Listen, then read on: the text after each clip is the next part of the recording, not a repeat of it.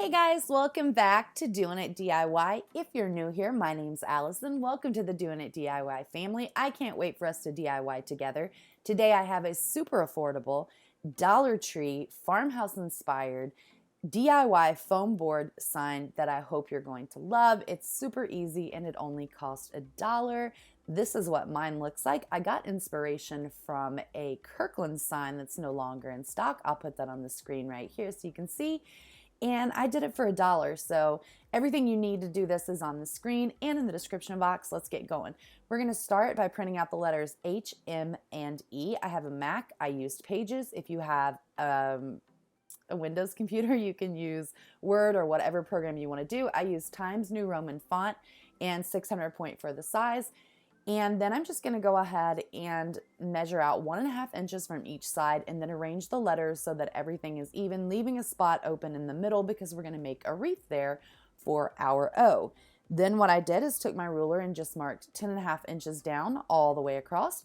And then even though this doesn't look like a straight line, I promise you it ended up being one, and mark that straight across. Use something to protect your work surface. Grab an X-Acto knife and cut the foam board in half. I love to use foam boards to make DIY signs. This one has a faux DIY wood that I fell in love with. I know you've seen me do that before if you're not new to my channel, but this one turned out the best yet. We're going to use a combination of Apple Barrel Classic Caramel, Apple Barrel Antique White, and Apple Barrel Brown Oxide, and we're going to mix those together and paint that all over the foam board on the front and the sides. If you have a little streaks of the white or the brown showing through it, leave that. It's just going to make the finished product look that much better. And now we're going to take some medium size craft sticks from the Dollar Tree and we're going to cut both curved ends off on both sides. These are going to be in the Kirklands. It looks like metal on both sides. And we're just going to replicate that with some craft sticks. And we're going to measure those out to the same size as our foam board, 10.5 inches.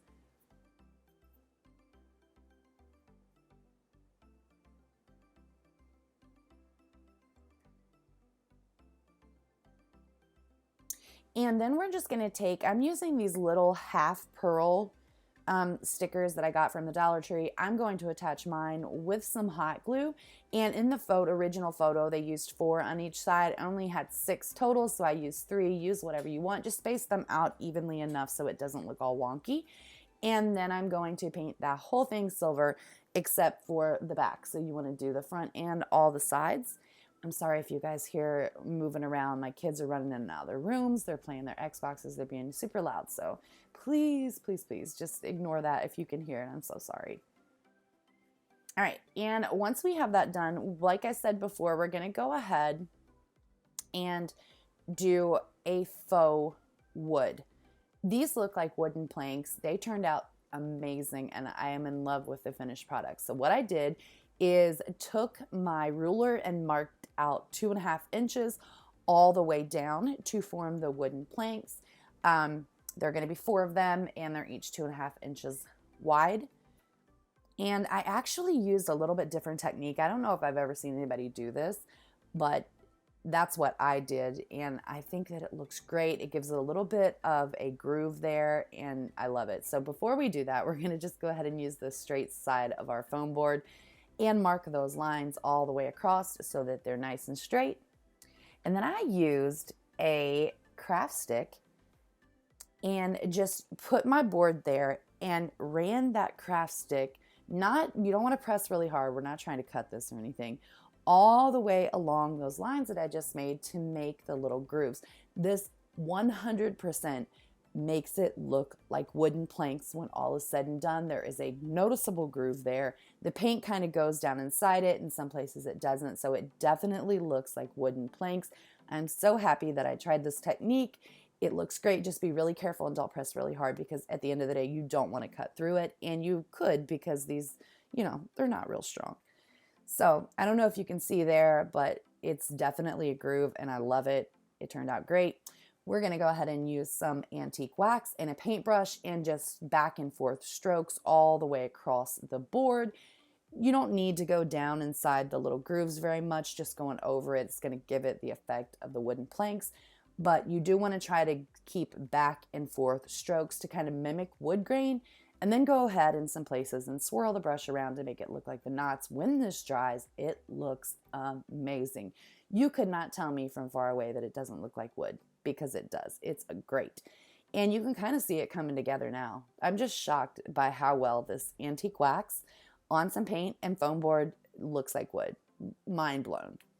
All right, so look at that. It looks great. I'm just still shocked by it. So we're gonna go ahead and take those craft sticks that have dried. Again, we're gonna measure out 1.5 inches on each side and just attach those little craft sticks right there on each side to mimic the, like I said, it looks like metal in the original picture. We're just trying to mimic that.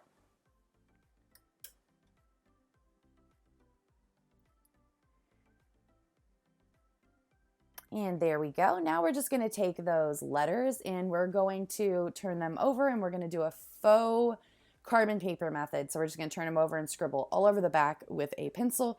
If you have a Cricut, you can definitely cut these letters out on the Cricut. It's been a while since I've done the hand lettering, so I thought I would do that for this project. It's super easy. It doesn't take long at all. If you have a printer, you can do this. So I wanted to give you guys an option for those of you who don't have a Cricut. And once you have that done, I'm just going to go ahead and lay my letters out exactly how I want them to be. And then I'm going to use a piece of tape. I did kind of put it on my hand a couple times and pull it off so it wasn't quite so sticky. I didn't want it to pull off any of the antique wax, and it didn't in the end. And then we're just going to tape those letters down and then trace over it with a pencil. Don't push too hard, but a little light mark around it is going to leave a groove, as you can kind of see there, but it'll also leave a pencil line that is very noticeable. It's hard to see on video. I had to take it off of the video and use the light on my phone to trace the letters, which is why there's not video of that, but I just took some Apple Barrel Snow White and a very tiny brush and went around them and trace them out. I did go and do 2 coats of both that and the white that I used to fill them in, because you can kind of see the wood behind it, or the faux wood. In the end, we're going to kind of sand it down a little bit, so if you don't mind some of that showing through, definitely you can skip the 2 coats. But you're just going to go ahead and completely fill in the letters with that white paint.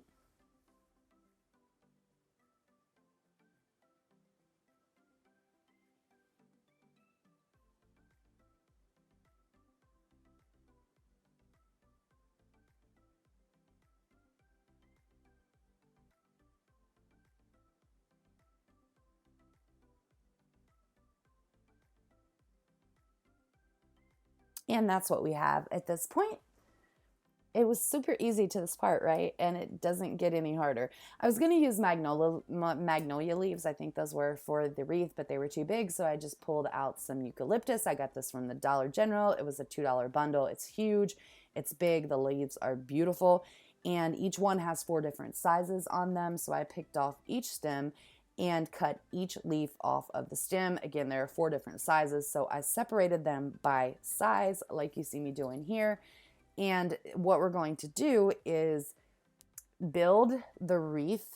We're going to start with the biggest size and work up so that it has a little bit of depth to it, because these leaves are quite flat and I didn't want it to be just super, super flat and stuck to the board. And then I'm just going to take a bowl that fits perfectly around here. This is just a little bowl from Walmart, and we're going to trace it out so that we get the shape that we need. And we are just going to use some hot glue and a little bit at a time hook those leaves on, starting with the biggest. And I'm going to try to concentrate the glue more at the back part where the stem would, or where the leaf would attach to the stem, or the leaf would attach to the stem.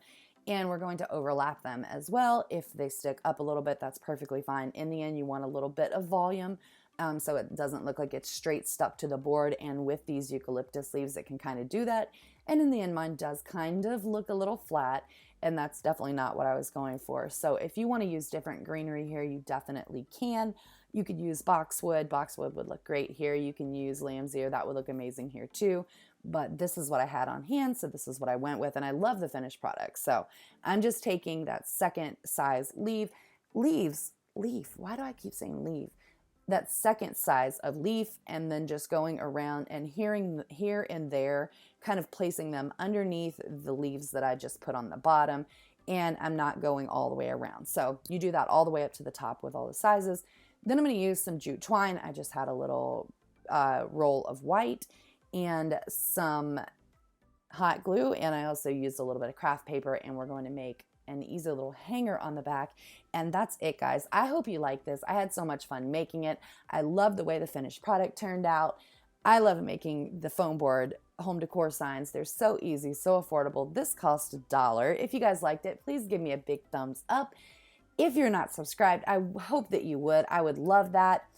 I'm talking like this video is over, and clearly I am also using a sanding block to sand these letters, which is completely optional, so you don't have to do this. But I hope you guys did like this project. If you did, please leave me a comment and let me know. I love to read your comments.